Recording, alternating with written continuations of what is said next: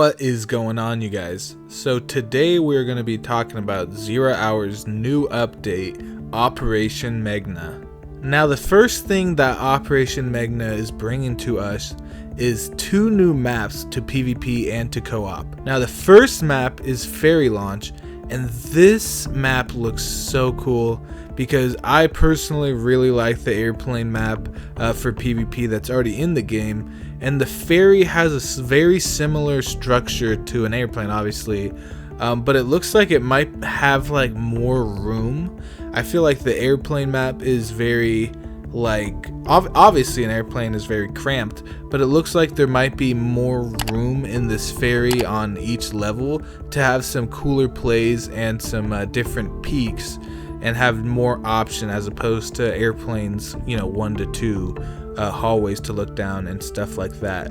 But the ferry map looks very cool. Very excited to play on that one. But the next map, which looks equally as cool, is Abandoned Hospital. Abandoned Hospital reminds me of the brick map, the brick building map that's already in the game. Because from what I've seen of it, it's a big building, and it has a lot of doors, so you can use a lot of door stops to stop certain routes or to get a slight advantage as on the terrorist team. But it also has nice peaks for the counter-terrorist team to look through already barricaded windows through tiny slits, which create really cool peaks and nice spots. And when you're on the terrorist team and you just get dome shotted, a lot of times you have no idea where that shot is coming from. So frustrating. I've been on the end of the barrel too many times. But it looks like Abandoned Hospital is going to be giving us some cool peak shots similar to those maps we already have, but it also looks very wide open, and it looks like it has lots of big hallways as well as lots of rooms to get into different kind of firefights. So I look forward to playing this game and getting some videos out very soon for you guys. But those 2 new maps are looking very polished, very good, and I'm excited to get started and get some high kill games on these ones. Now the next thing that is being brought to us in this update, which is, oh my god, I'm just so excited for, is 4 new weapons. But it's more than that because guns are being switched up. But the new weapons we're getting are kind of heavy on the terrorist side. 3 of them are on the terrorist side, and 1 of them is on the counter-terrorist side, and the counter-terrorist side is getting a pistol. But to start off, we're getting a sawed-off shotgun for the terrorist side, which oh my god, I wanted a shotgun for the defending team, because the freaking counter-terrorist shotgun is absolutely dirty. It's a 1-pump dumper. And honestly, I'm excited to see how the sawed-off is. From what I would expect is maybe it has more coverage as far as like a pellet spray, but I expect it to have similar, if not the same damage, but just not as much range. But I'm totally cool with that. Can't wait to get some clips with that.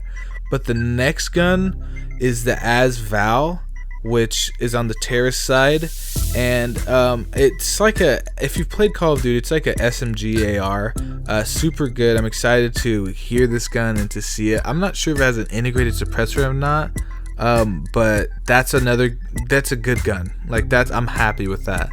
And we're also getting the PP-19 Bison on the terrorist side, which is all the primary guns, which is all the main guns everyone uses in games. All the main guns, primary guns, are going to the terrorist side. And the PP-19 Bison, another good one. I think that's an SMG. And from what I can guess from just not having touched it at all yet, is it could have a little more recoil than the Val. It might hit more. It probably has a bigger mag capacity. Could not. But from what I've had experience in other games, is it can be kind of inaccurate, but it also can hold a lot of ammo, and sometimes can hit for a lot per bullet. So we'll see if that is the same in here. But the counter-terrorist side is getting the 5.7 pistol, and that is the 4th gun that is being added to the that's the 4th gun being added to the game.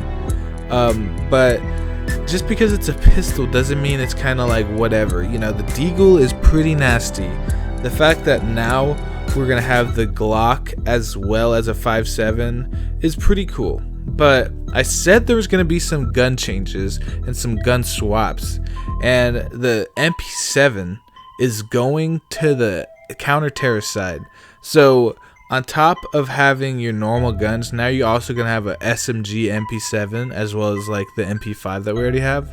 And you're gonna be able to have another SMG for your counter-terrorist operations, which is pretty cool. And the Uzi is going to be exclusively on the terrorist side, and the Glock is going to be on the terrorist side as well as obviously the attacker side.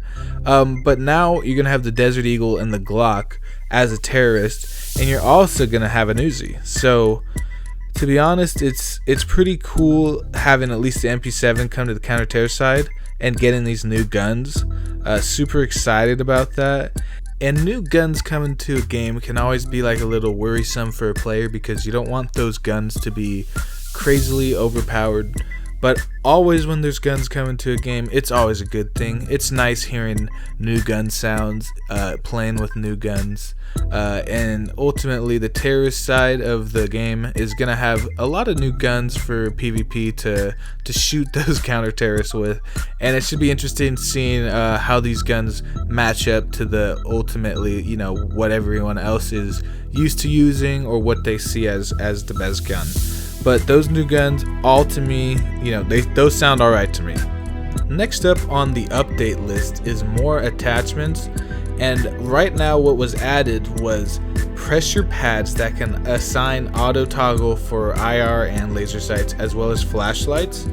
But what they were really trying to let everyone know that's playing the game is we plan to add grips and stocks to the gunsmith, which is pretty cool to hear, because I do want grips and just different stocks to choose, just because, you know, everyone likes customization with weapons. But it's cool to hear that they're planning to add that in the future, just to make that experience a little better, which I'm happy with. And they're also trying to correct realism aspects, basically by making the infrared or the IR laser not visible when using NVGs, or when not using NVGs, sorry about that, and only visible when using NVGs.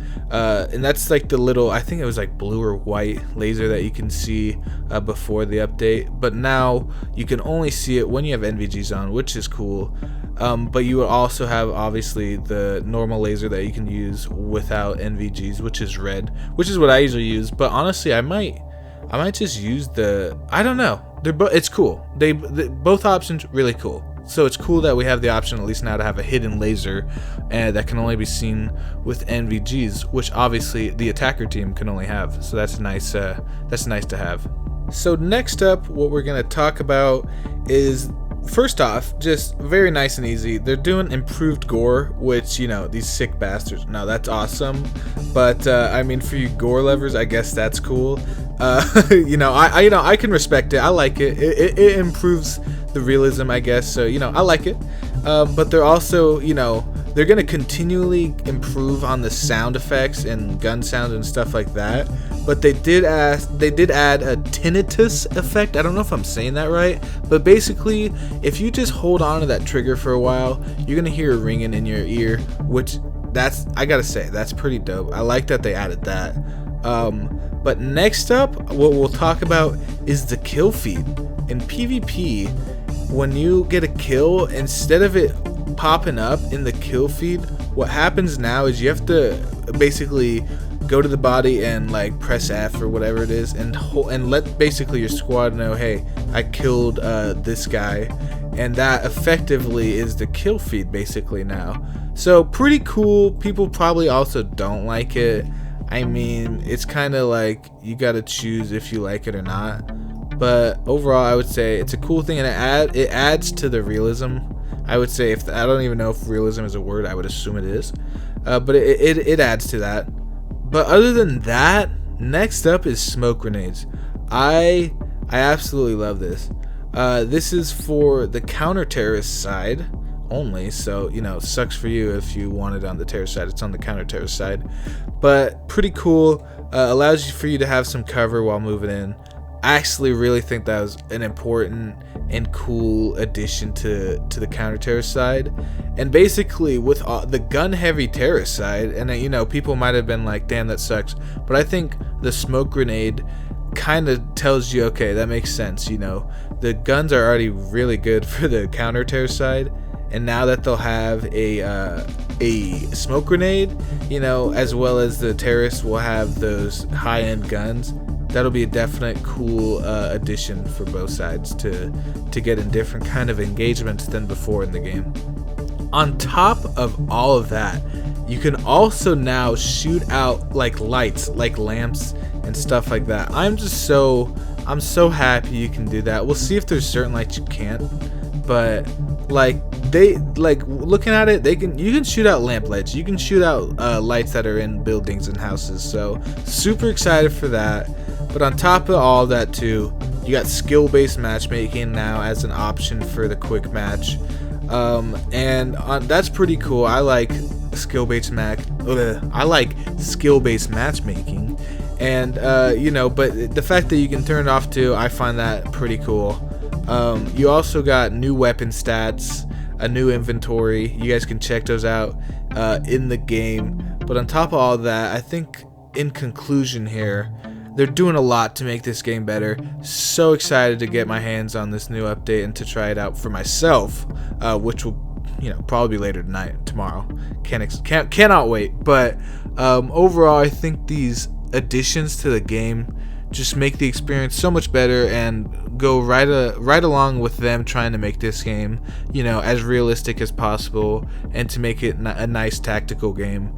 And I think this update was a very, very good update for the game, and I think everyone should enjoy it. But you know, they also did bug fixes, a lot of stuff like that, so we'll see if that helps the game as well, and we'll see how Operation MEGHNA gets responded to. What would you say? You know, we'll see how the gamers feel about the update too. You know, we'll see how it feels when you play it. But overall, on paper, looks great. Looks like an awesome update, and I hope you guys enjoyed the video. Hit that sub button if you have, and I'll see you guys on Twitch when I'm streaming this, and I'll see you guys in the next videos when you guys are watching some 0 hour grinding, because I can't wait to use that sawed-off shotgun on the terror side. But you guys have a good one, stay safe, and I'll see you guys next time.